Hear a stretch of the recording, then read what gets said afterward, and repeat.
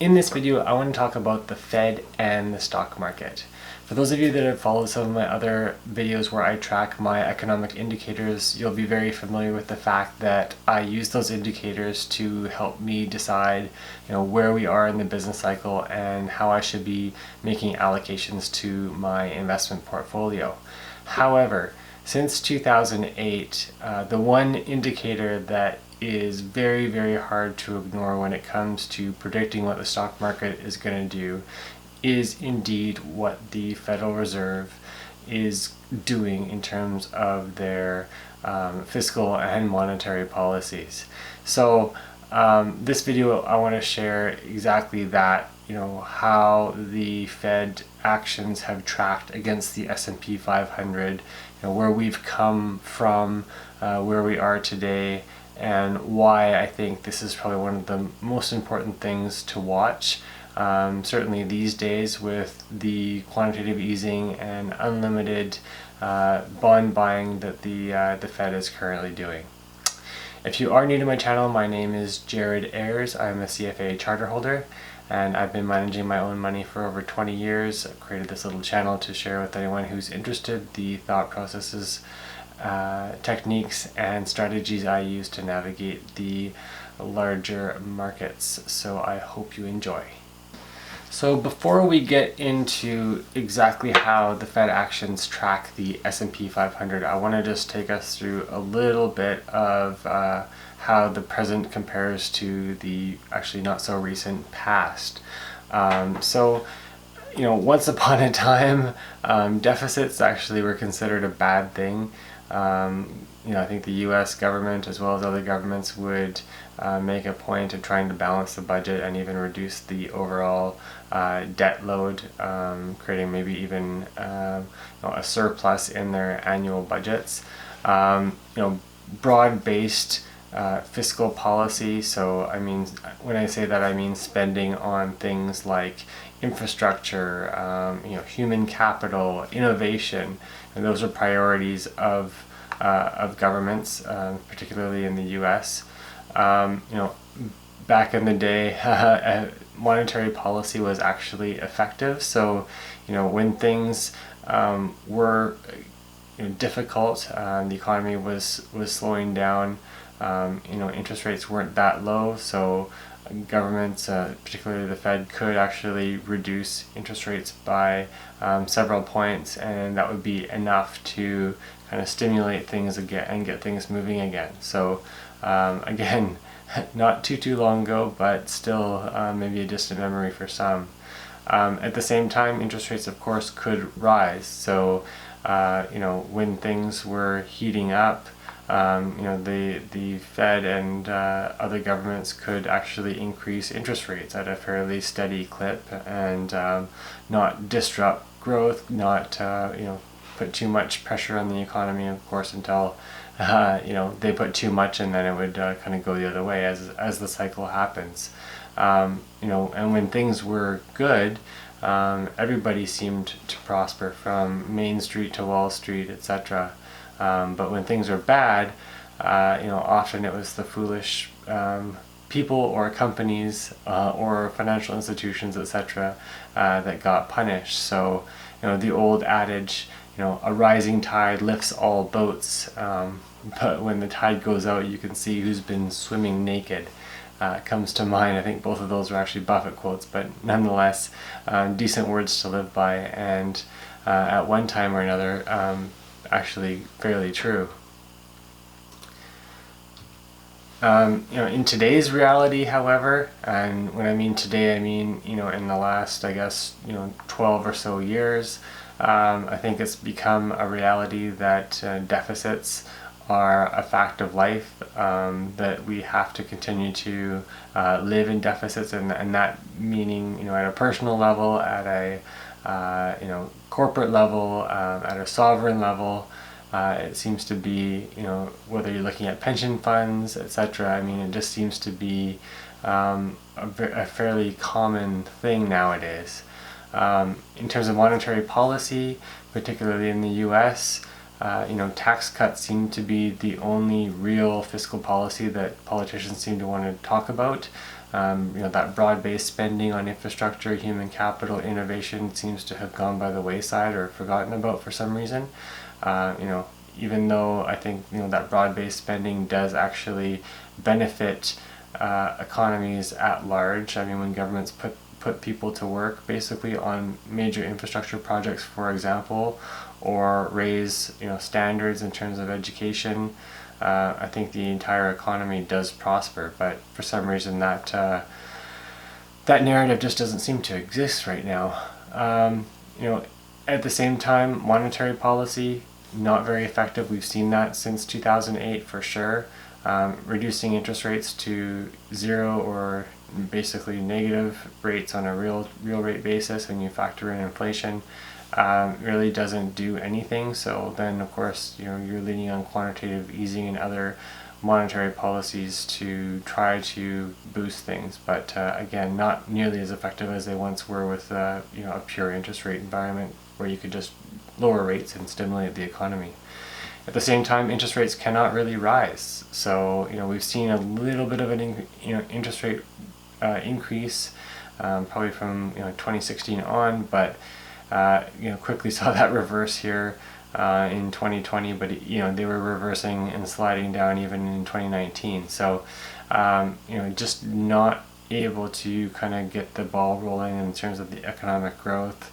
And rising interest rates seem to bring everything to a standstill.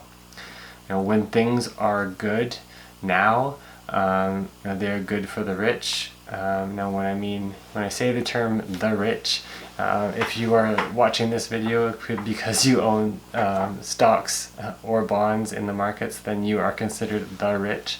That meaning anybody who is wealthy enough to actually hold financial assets. Is really what this term means in this case. And of course, when things are bad, then that's also good for the rich. Meaning that the actions that the Federal Reserve actually takes is to enter the markets directly and buy assets, basically to increase or keep their values high.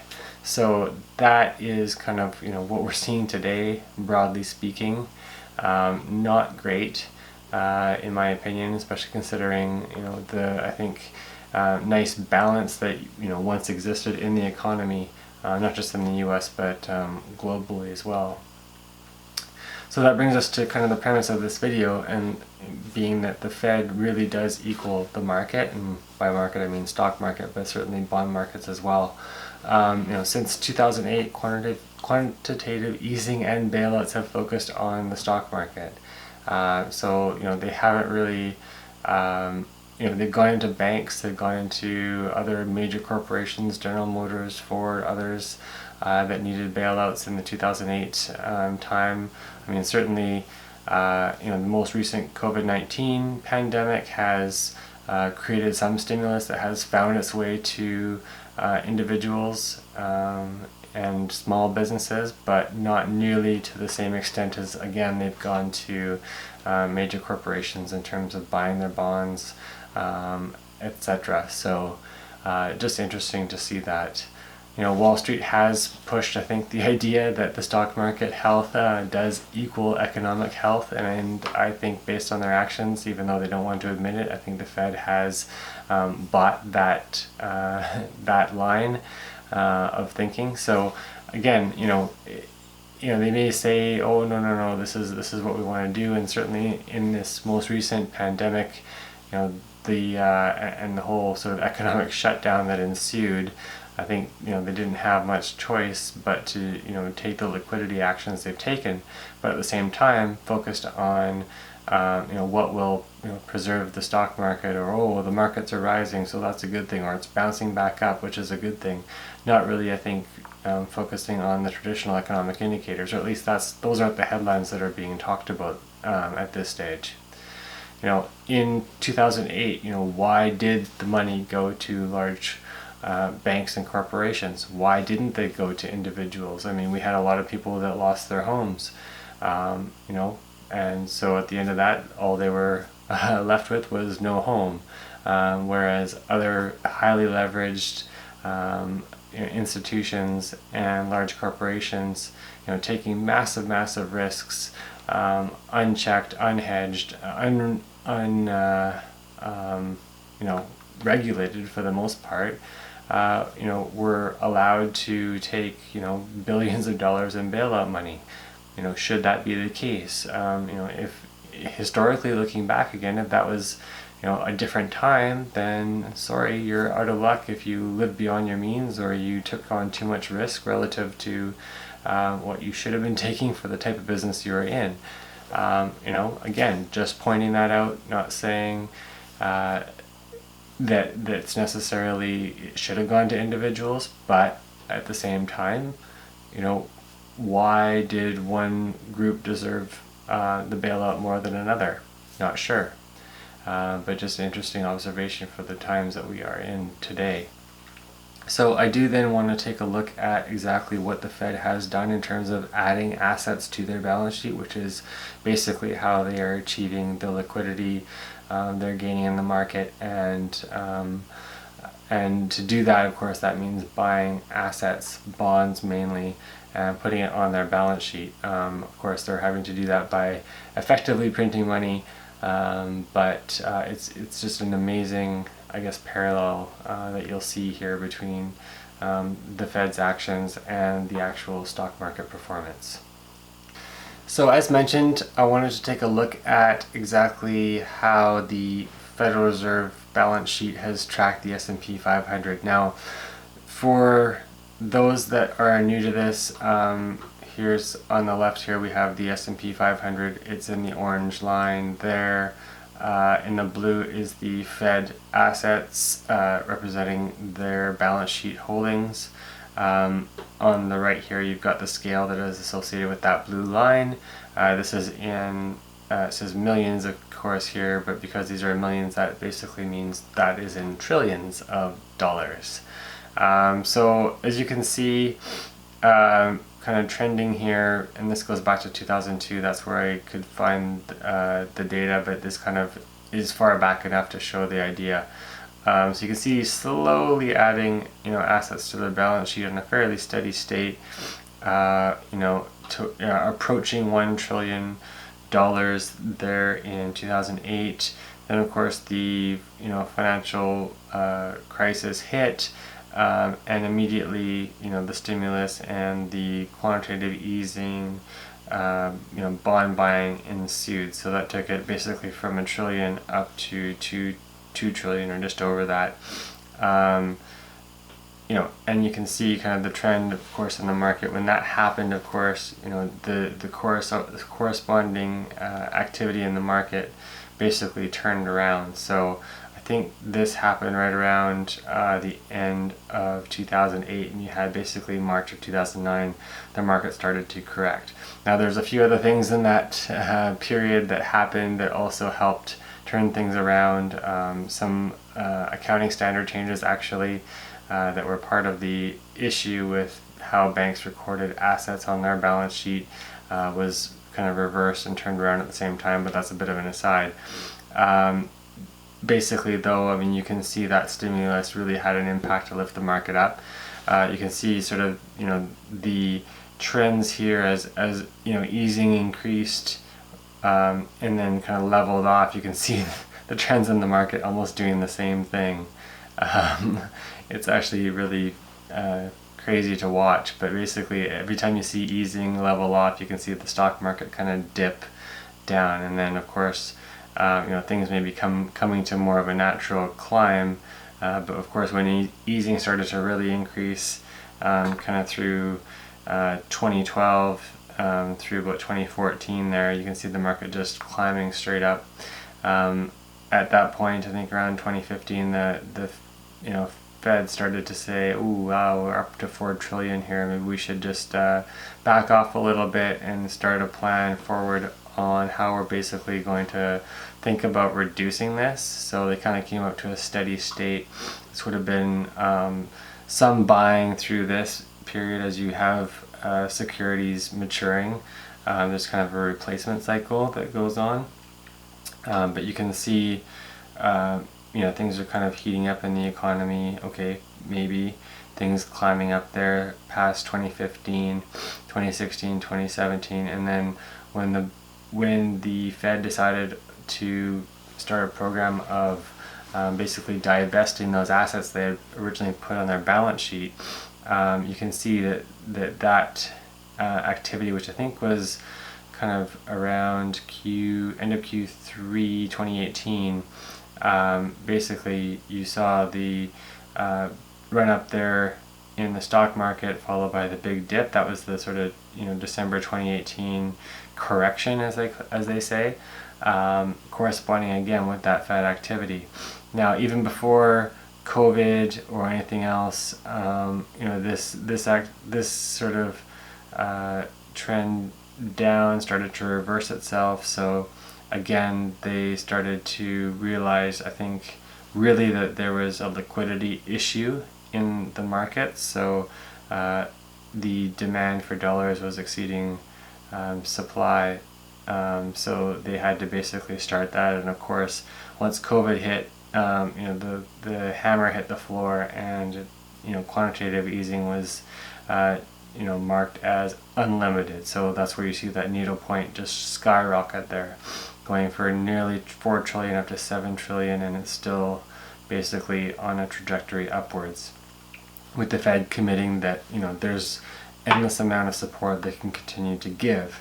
Now, as a rational investor, somebody who tracks economic data, that I believe and historically has held as a great predictor for how the stock market performs, with this trajectory and this type of support in the background, it's pretty hard to fight this.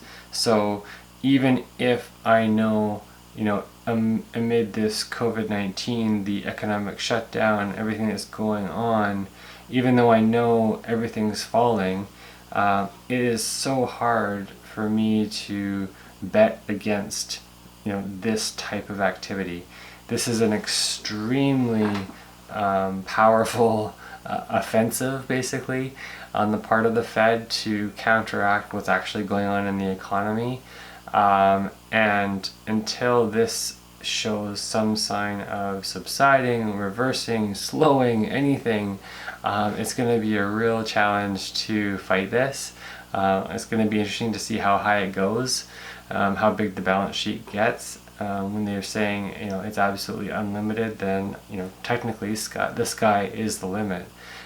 So that's just something that I think everybody needs to be aware of. If you're not already aware of it, is that as right as you may be or think you are, there's always aspects to the economy and all the little pieces that make up what happens in stock markets, bond markets, global economies, etc. that are in there working their way through it. And I think you just have to understand that even if you believe the market should be going in the exact opposite direction, that's not always going to be the case, and it's reasons like this that do prevent that sort of rational trajectory from happening. Now, if I want to quickly look at GDP itself, this is kind of what I'm referring to. I mean, these are quarterly growth GDP numbers. The orange line is sort of a 4-quarter moving average, so it kind of gives you like an annual moving average. The blue is the actual quarter-over-quarter GDP. You can see the spike down in 2008, and of course here we are in 2020 heading south again. This is quarterly, of course, so this line down here will actually bounce back up once we get through Q2 and get the new numbers. This would have been at the end of March, of course, so that's why it's still kind of pummeled down there. But basically, this is to me the best representation of what the economy is doing. That's your GDP, and we're sub-zero and falling fast. I think this is going to stretch out way down here when we get to the Q2 numbers. I think we're going to really surpass whatever we did in 2008 there. But this should be, in my mind, the driver for what the stock market is doing. Usually the stock market will lead GDP in terms of the timing, but of course we're not even seeing anything like that, with the stock market continuing to inch its way back to its previous highs. So again, even if you think rationally these things should be working their way into the stock market and we should be seeing this be pummeled down, that's just not happening. And as an aside too, you have to remember that the majority of trading that happens in the stock market is not done by human beings. It's done by algorithms and supercomputers that trade on trends. And so when the trend's heading up, those trading mechanisms are going to go with that and push things higher. So it's that stimulus that the Fed is putting in there right now, supporting the bond market, which then of course supports the stock market. As I've said before, you got to watch the bond market if you want to see what's going to happen in the stock market as well. And then what's happening in the bond market is exactly the actions being taken by the Fed. So that's the message I wanted to convey in this video. Hopefully that was helpful. It's just interesting times to watch. That's all I can say. I'm not going to try to be a hero and try to predict what's going to happen next. I'm just going to watch, wait, and wait for the right opportunity to get in. So stay tuned, and I'll share with you more insights as I find them here as we move through this unprecedented time. So hopefully you got something out of that video. Again, just wanted to share this little tidbit with you. Even though I'm a proponent of economic data, I think one thing you just cannot ignore is what the Fed is doing in the background. That's just a reality of today's environment and has been for quite some time. It's still amazing to me how much influence they have on the market, how much they continue to have on the market, how unwilling they are just to let things be free and actually trade freely. But that's kind of the place they've gotten themselves into, more debt upon more debt upon more debt. So, where we end up in this whole thing, not sure, but gonna keep watching and paying attention to those things that I think are most important, and we'll be sharing those with anyone who's interested. If you did like this video, please do give me a thumbs up. It helps the YouTube algorithms for sure.